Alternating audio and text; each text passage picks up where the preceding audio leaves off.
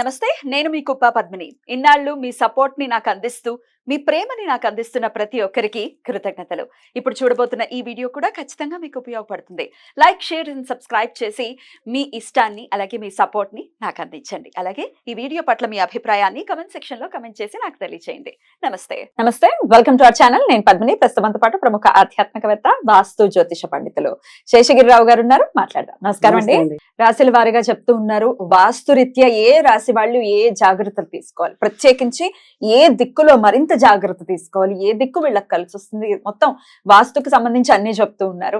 So కర్కాటక రాశి వరకు మనం మాట్లాడుకున్నాం. ఇక సింహ రాశి వాళ్ళు ఏ దిక్కులో చాలా జాగ్రత్తగా ఉండాలి, అసలు ఏ దిక్కు వీళ్ళకి బాగా కలిసి వస్తుంది? రైట్.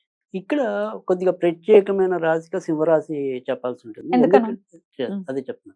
ఇక్కడ ఎందుకంటే సింహరాశికి వచ్చేప్పటికి ఏంటంటే ఆల్మోస్ట్ ఆల్ అన్ని దిక్కుల్ని కూడా బ్యాలెన్సింగ్ గానే చూసుకోవాలి. సో సూర్యుడు వలన? సూర్యుడు వల్ల ఒకటి ఒకటి. రెండోది ఏంటంటే ప్రతి ఒక్క దిక్కుతోనూ వీళ్ళకి ఎంతో కొంత ప్రయోజనం అనేది ఉంది. అదృష్టవంతులండి. కానీ అదృష్టంతో పాటు మనం ఏమాత్రం అజాగ్రత్తగా ఉన్నా కూడా లాస్ అయ్యేది వీళ్ళు.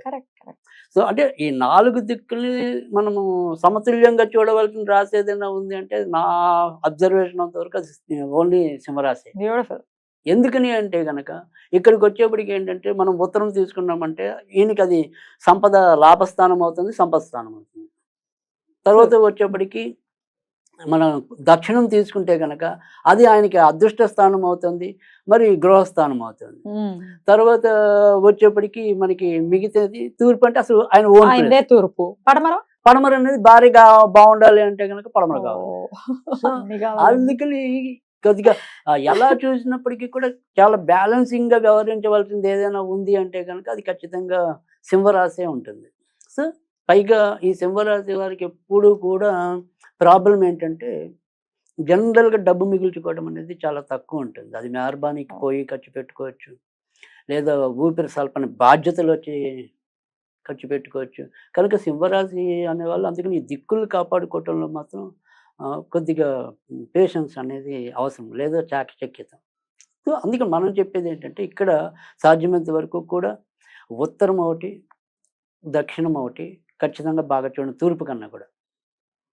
ఎందుకంటే తూర్పు ఏమవుతుంది ఎలాగో మనం జాగ్రత్తగానే చూసుకుంటాం. ఎందుకంటే ఆల్మోస్ట్ ఆల్ మనకున్న బేసిక్ అన్నీ కూడా తూర్పులోనే ఉంటాయి. అవును. సో అందుకని తూర్పు ఎలాగో బాగుంటుంది. సో అది పెద్ద రిస్క్ కాదు. సో ఇక్కడ మరి పడమర అనేది ఉంది కదా, ఈ పడమరలో నైరుతిలోనే ఎక్కువ వచ్చేలాగా చూడండి. తర్వాత మళ్ళీ వాయువులో కూడా మీరేం భయపడక్కర్లా. పడమరకి 2 దిక్కులు ఉంటాయి కదా, పడమర వాయువు ఉంది, పడమర ఇది నైరుతి వస్తుంది. సో అందుకని నైరుతిలో కానీ వాయువులో కానీ బరువులు పెట్టుకోండి, ఖర్చులు ఆగుతాయి. వాయువులో మీరు బరువులు పెడితే కనుక ఖర్చులు ఆగుతాయి. రైట్. అందుకని వాయువు వైపు బరువులు తీసుకురండి, లేదా నైరుతిలో తీసుకురండి. సో దక్షిణంలోకి వచ్చేప్పటికి ఏంటంటే సాధ్యమైనంత వరకు మరి ఇంతకుముందు కర్కాటక రాశి చెప్పినట్టు వీళ్ళు కూడా లైట్ వెయిట్ ఉన్నవే బరువులు పెట్టాలి. కానీ ఇక్కడ మనం గుర్తుంచుకోవాల్సింది ఏంటంటే ఇక్కడ మనం పడమర వాయువులో కానీ ఏవైతే ఉంటాయో కొద్దిగా సమాన దిక్కులుగా, అంటే ఐ మీన్ ఇక్కడ ఒక 4 బరువులు పెట్టామనుకోండి, దాంట్లో సగం 2 బరువులే ఇక్కడ పెట్టండి. తర్వాత తూర్పులో ఇంకొద్దిగా తగ్గించండి. అలా ఒక సమతుల్యత అనేది మెయింటైన్ చేయాలి. సో అది ఖచ్చితం. తర్వాత రెండోది వచ్చేప్పటికి ఏంటంటే ఈ సింహరాశి ఆడవాళ్ళు ఎవరైతే ఉంటారో, అంటే ఐ మీన్ ఆడవాళ్ళు అయితే వాళ్ళే స్వయం అనుకోండి, లేదు భర్త ఉంటారు కదా సింహరాశి ఆడవాళ్ళు, అంటే పెళ్లి చేసుకున్న వాళ్ళు ఎవరైతే ఉంటారో వాళ్ళ భార్యలు, సింహరాశిలో పుట్టిన మగవాళ్ళ భార్యలు, వాళ్ళు ఎప్పుడు కూడా స్టవ్లో పాలు పొంగించకూడదు. అంటే మనం గృహప్రవేశాలప్పుడు పాలు పొంగించడం సహజం, అది ఓకే, అంతవరకు మనం యాక్సెప్ట్ చేయొచ్చు. పాలు పొంగకూడదు. పాలు పొంగిన కొద్దీ వీళ్ళ సంపద తరిగిపోతుంది. సో సింహరాశి ఆడవాళ్ళు ఒకవేళ సింహరాశి స్వయంగా ఆడవాళ్ళు ఎలాగో అయితే ఓకే, కానీ సింహరాశి మగవాళ్ళు ఎవరినైతే చేసుకున్న ఆడవాళ్ళు ఉంటారో వాళ్ళు కూడా పొంగించుకోరు. వాళ్ళు కూడా అదే అంటున్నాను. ఇద్దరు కూడా మీ భర్త సింహరాశికి సంబంధించిన వాళ్ళు, లేకపోతే సింహ లగ్నానికి సంబంధించిన వాళ్ళు అయితే పాలు మాత్రం మీ చేతితో పొంగకూడదు. అది ఖచ్చితంగా పాటించాలి. సో దానివల్ల ఏంటంటే ఖర్చులు ఆగటం అనేది ఒకటి. తర్వాత వీరి యొక్క వృత్తి ఉద్యోగాల్లో అప్ అండ్ డౌన్స్ లేకుండా ఉండటం అనేది కూడా ఒకటి ఉంటుంది. అంటే సింహరాశి ఒకటి కొద్దిగా పైకి ఎదుగుతూ ఉంటుంది, జారిపోతూ ఉంటుంది, పైకి ఎదుగుతూ ఉంటుంది, జారిపోతూ ఉంటుంది. సో ఎప్పుడు కూడా మళ్ళీ 0 నుంచి బిగిన్ అయ్యి మళ్ళీ పైకి వస్తున్న మూమెంట్లో మళ్ళీ ఆగుతూ ఉంటారు, మళ్ళీ పడుతూ ఉంటారు. అలా ఉంటుంది ఎక్కువ శాతం, ఎక్కువ మంది జాతకాలు.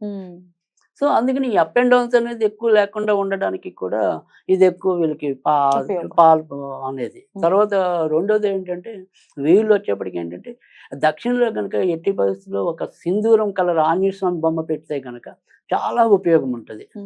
సో ఆర్థికంగా ఎదుగుదల రావటం అనేది. సరే ఇప్పుడు మనం ఒక దేవుణ్ణి విశ్వసించలేదు అనుకోండి, అప్పుడు ఈ ఆంజనేయుడి బదులు మనం ఏం పెట్టాలి అనేది ఉంటుంది కదా, కొంతమందికి రావచ్చు ఆ వేరే డౌట్ వేరే అనేది. మతస్థులు వేరే ఉన్నారు. మరి మతస్థులు వాళ్ళేంటి? ఉంటారు. వాళ్ళు ఏం చేయాలి అనేది. సో మీకు గనక అవకాశం ఉంటే గనక మీ ఇంట్లో ఈ ఎర్ర ఆకులతో కూడిన క్రోటన్ మొక్కలు ఉంటాయి, క్రాటన్, అవును. లేదా ఎర్ర పూలు పూసేవి ఉంటాయి. మ్. అలాంటివి మీరు ఖచ్చితంగా మీ యొక్క వాకిట్లో కానీ లేదా వెనక ఎక్కడ వీలుంటే అక్కడ అది దక్షిణలో పెట్టండి. ఇప్పుడు రోజా పువ్వులు పెట్టుకోవచ్చండి? ఎరుపు రెడ్ పువ్వు రెడ్ ఉండాలి. Right. సో అలాంటివి కూడా పెంచవచ్చు. అలాంటివి చేసినా కూడా ఖచ్చితంగా కొన్ని మంచి మార్పులు అయితే రావటం అనేది ఉంటుంది. తర్వాత వచ్చేప్పటికి ఏంటంటే ఇక్కడ ఇందాక మనం చెప్పుకున్న ఈ ఉత్తరం అనేది కూడా వీళ్ళకి చాలా ఇంపార్టెంట్. సో కనుక ఇంటికి ఏదైనప్పటికీ కూడా ఈ గ్రీన్ కలర్ అనేది ఒకటి వీళ్ళకి చాలా ఎక్కువ ఉపయోగపడటం అనేది ఉంటుంది. తర్వాత థిక్ బ్లూ కాకుండా లైట్ బ్లూ, ఈ లైట్ బ్లూ వాడటం వల్ల కూడా భార్యాభర్తల మధ్య సఖ్యత పెరగటం అనేది ఒకటి ఉంటుంది. తర్వాత ఇంట్లో సాధ్యమైనంత వరకు కూడా ఈ బల్బు అనేది కూడా సాధ్యమైనంత వరకు గ్రీన్ కలర్ లో ఉంటే కనుక ఇంకా ఎక్కువ లాభం అనేది ఉంటుంది. అంటే bed lights. Night blight night lamps ఇలాంటివి ఏమైనా కానీ గ్రీన్ కలర్ వాడితే కనుక ఎక్కువ ప్రయోజనం అనేది కూడా ఎక్కువ గ్రీన్ కలర్ ని ఇంకల్కేట్ చేసుకోవాలి మన Right. వీళ్ళ లైఫ్ లో. రియల్ లైఫ్ లో. తర్వాత ఇక్కడ ఒకవేళ మనం ఇందాక చెప్పుకున్నట్టుగా ఏంటంటే ఇలా దేవుళ్ళు కాదు, ఇలా ఓకే మొక్కలు అనేది ఒక సూక్ష్మమైన పద్ధతి. కలర్ కూడా మీరు బల్బ్స్ కూడా చెప్పారు. చెప్పాము, ఇంటికి వేసే రంగులు కూడా Yeah. మనం చెప్తున్నాం. Yeah. సరే వీటితో పాటు ఇంకేదైనా సరే ఇప్పుడు మనం అంటే ఒక్కోసారి కొంతమందికి ఇలా ఏదైనా సరే మనం ఏనుగుల బొమ్మలని ఇలా గుర్రాల బొమ్మలని చెప్తున్నాం. ఇలాంటివి ఒకటి మనం చెప్తున్నాం. ఇలా వీళ్ళు కనుక అయితే కనుక మీరు కనుక అబ్జర్వ్ చేస్తే ఒక మనిషి ఇలా ఈట పెట్టుకున్న బొమ్మలు మీరు కనుక చూస్తే కనుక ఉంటాయి. లేపాక్షి ఇలాంటి వాటిలో అయితే మీకు ఉంటాయి. కనపరుస్తాయి. అవును. సో ఖచ్చితంగా అలాంటి బొమ్మ మీకైతే కనుక ఖచ్చితంగా ఎంతో కొంత లాభాన్ని తీసుకురావటం అంటే ఒక అనేది. సోల్జర్ లాగా ఉండి Soldier, ఇట్లా soldiers పెట్టుకున్నా. అంటారు. అది అలాంటి బొమ్మ అయితే కనుక మీకు ఖచ్చితంగా ఉపయోగపడటం అనేది ఉంటుంది. అది తూర్పులో పెట్టాలి. అదే అడుగుతుంది. తూర్పులో పెట్టుకోవాలి. తూర్పులో పెడితే కనుక బొమ్మ ప్రయోజనం. అంటే పోస్టర్ పెట్టుకున్నా పర్వాలేదు. అది ఇప్పుడు బొమ్మ దొరక వాళ్ళు ఎప్పుడు కూడా పోస్టర్లు పెట్టుకోవచ్చు. ఆ రకంగా అయినా కూడా అట్లాంటి చేయొచ్చు. బొమ్మలు యాంటిక్ ఉంటాయి, యాంటిక్ కాస్ట్లీగా ఉంటాయి. సో అవి Okay. ఎఫోర్డ్ చేయలేని వాళ్ళు పోస్టర్ Right, తప్పకుండా పెట్టుకోవాలి. పోస్టర్ పెట్టుకోవాలి. రైట్. సో స్మార్ట్ రెమెడీస్ తో ఎలా అయితే మన వాస్తులో ఎట్లా ఎనర్జీని, పాజిటివ్ ఎనర్జీని డెవలప్ చేసుకోవచ్చు అనేది చాలా బ్యూటిఫుల్ గా ఎక్స్ప్లెయిన్ చేస్తున్నారు రాశి పరంగా. అద్భుతం అండి. సింహరాశి వాళ్ళు తూర్పు ఏమిటి అన్ని దిక్కులు వాళ్ళకి చాలా చాలా సమతుల్యంగా ఉండాలి కాబట్టి జాగ్రత్త వహిస్తూ సింహరాశి వాళ్ళకి పీస్ఫుల్ లైఫ్ ఉండాలని మనస్ఫూర్తిగా కోరుకుంటున్నాను. థ్యాంక్ యూ సో మచ్ అండి. నమస్తే.